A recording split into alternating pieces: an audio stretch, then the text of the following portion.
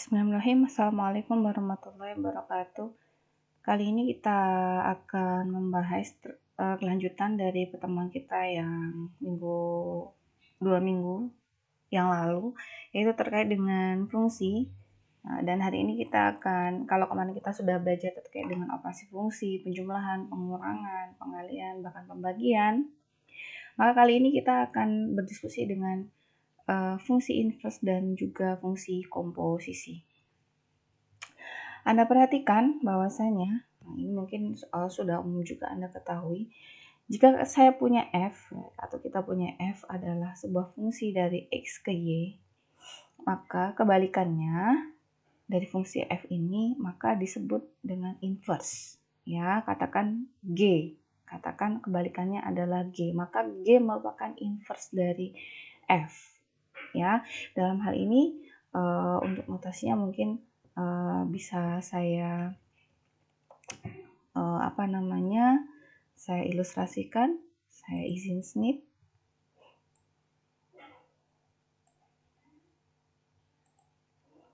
Saya akan masuk ke notebook kita di pertemuan 4. Di pertemuan 4 saya akan tambah di sini terkait dengan fungsi inverse dan fungsi komposisi.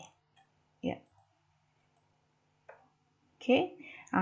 Ini ya. Jadi kalau kita di sini f adalah merupakan fungsi dari x ke y, maka g ini akan kita sebut sebagai fungsi inverse dari f.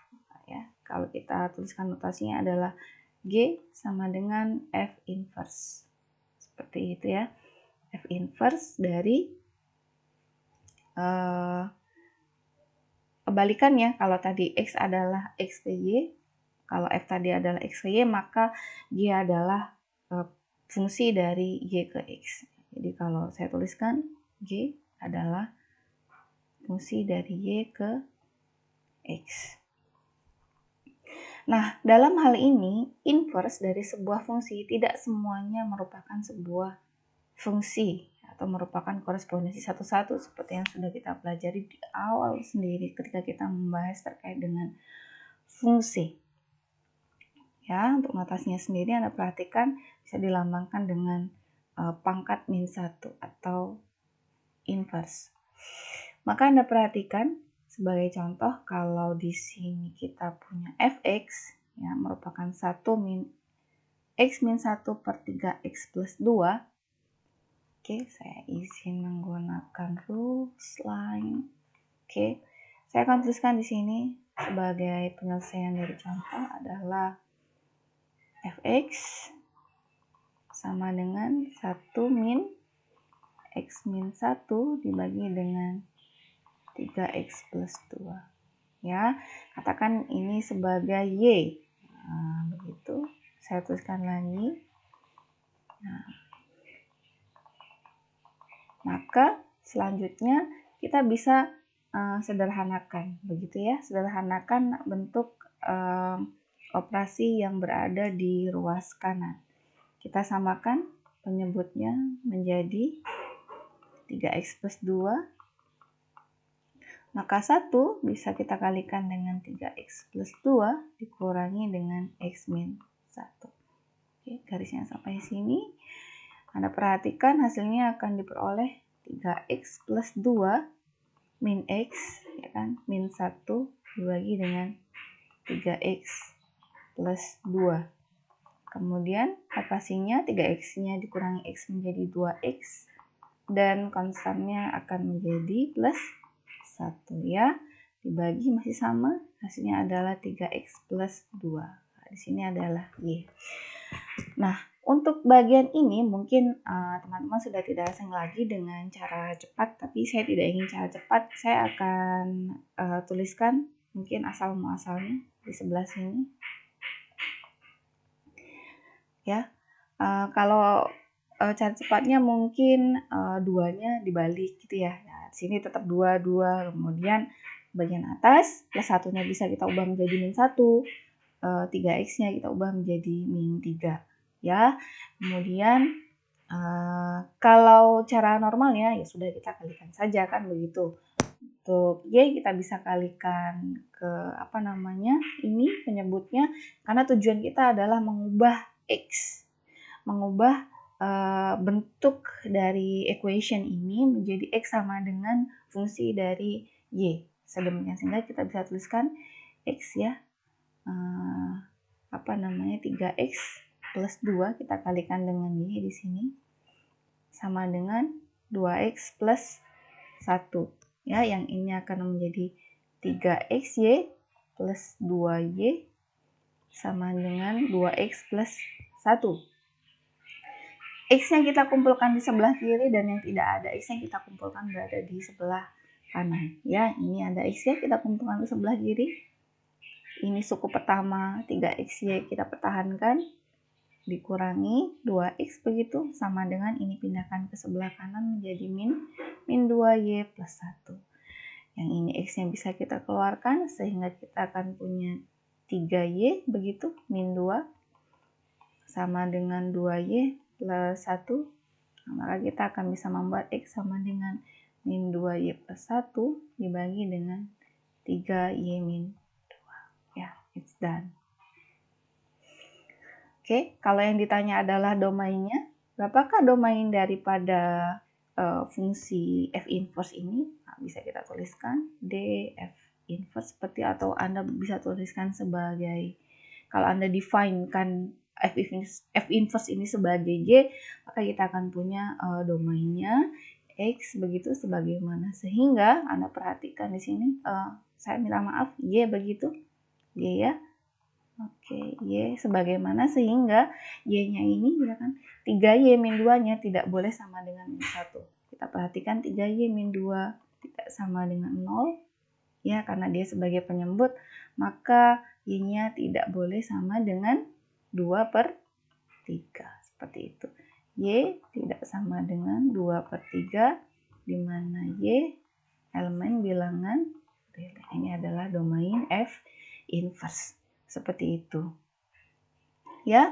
Next kita akan diskusikan terkait dengan fungsi komposisi ya, fungsi komposisi.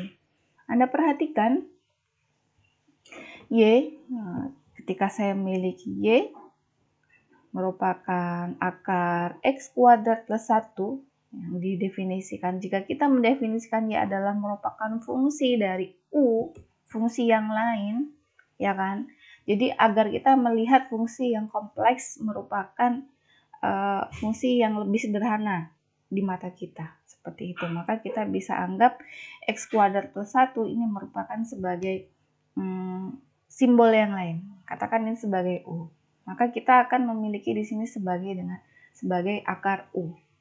Terlihat lebih sederhana dibandingkan kita melihat akar x kuadrat plus 1 ya. Anda perhatikan hal ini sangat-sangat fundamental, sederhana dan helpful ketika kita bertemu dengan fungsi-fungsi yang kompleks seperti itu.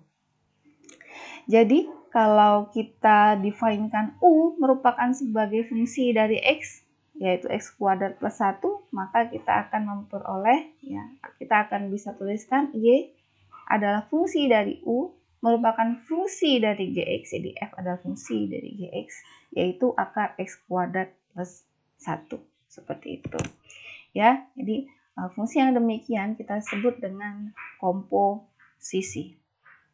Oke. Saya akan langsung ke sini. Notasinya ya dilambang dengan bundaran. F bundaran G ya adalah fungsi dari Gx itu sendiri. Didefinisikan merupakan F bundaran G merupakan fungsi dari Gx ya. Domainnya adalah, Anda perhatikan, X merupakan domain G, di mana Gx merupakan domain F. Ini absolutely like this gitu ya. Kita lihat lagi contohnya. Jika kita punya fx sama dengan x kuadrat dan gx sama dengan x min 1, Maka tentukan fungsi-fungsi berikut beserta dengan domainnya. Check it out ya. Saya akan snip soal ini.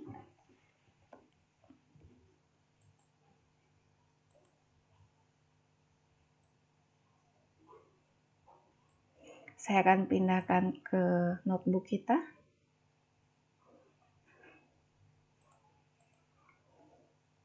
Oke, ini dia. Nah,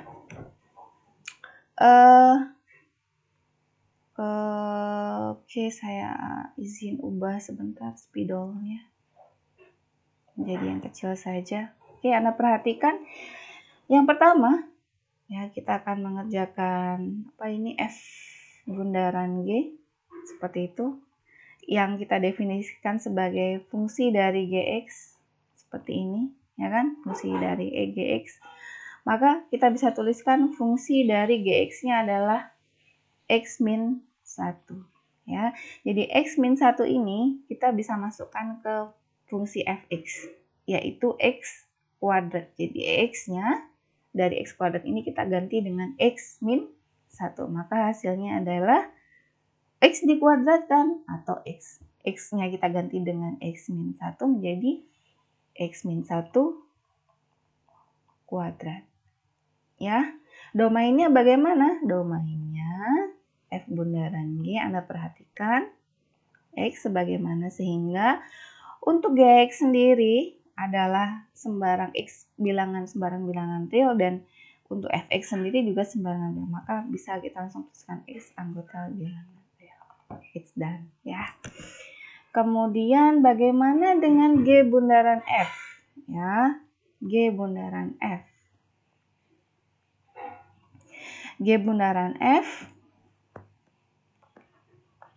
merupakan, kita tuliskan lagi, fungsi G dari fx. Ya, good. Ya, maka fx-nya kita tuliskan sebagai apa ini? X kuadrat adalah ya fungsi G dari X kuadrat. Jadi Gx kita adalah X min 1, kemudian kita gantikan ia dengan X kuadrat, kita masukkan ke sini. X min 1 ya. Sedemikian sehingga hasilnya adalah X kuadrat min 1 ya. Domainnya juga masih sama, adalah X ya, sembarang bilangan real. Oke, kita bisa lengkapi di sini mungkin D bundaran GF X sebagaimana sehingga X dan ya. Kemudian yang ketiga, F bundaran G. F bundaran F bundaran F ya. F bundaran F adalah F dari fx ya. Fx dimasukkan lagi ke dalam F. Anda perhatikan fx-nya adalah X kuadrat, dimasukkan ke dalam X kuadrat lagi. Jadi ya, X kuadrat dimasukkan ke kuadrat lagi, jadi X kuadrat kemudian dikuadratkan adalah X sama dengan 4 ya. Domainnya juga sama ya, di F bundaran F adalah, jadi seluruh bilangan real itu memenuhi syarat untuk F bundaran F. Seperti itu ya. Kita sudah punya 1, 2, 3, dan yang keempat adalah G bundaran G. Ya, good. G bundaran G, Anda perhatikan hati-hati, adalah fungsi G dari Gx ya. Gx kita adalah X min 1. X min 1 dimasukkan ke Gx. Gx-nya adalah X min 1.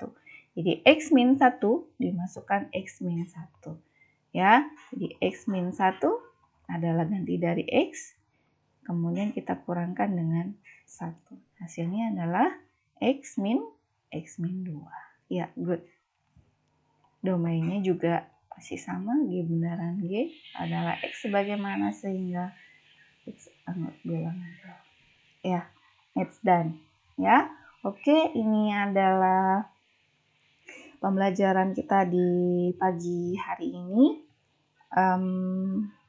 Kemudian Ya, untuk contohnya ini mungkin akan saya lewatin.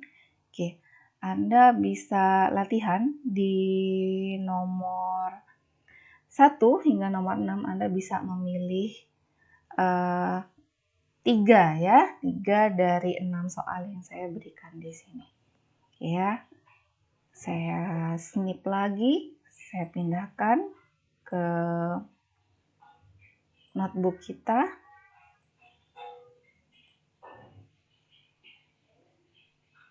Di sini. Ya, jadi ini adalah latihan kita ya.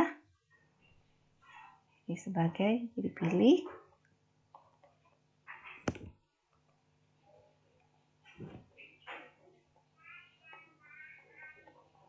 Pilih 3 dari 6 soal berikut.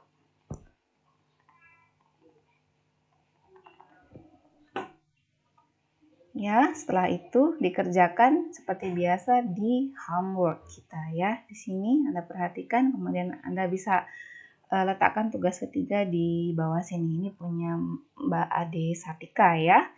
Seperti itu. Hari ini saya mohon maaf belum bisa bertemu lagi. Kita bisa jadwalkan satu pertemuan lagi di minggu hari ini. Nanti kita akan jadwal, nanti saya akan diskusikan lagi dengan ketua kelas. Seperti itu, teman-teman. Terima kasih. Saya tutup. Wassalamualaikum warahmatullahi wabarakatuh.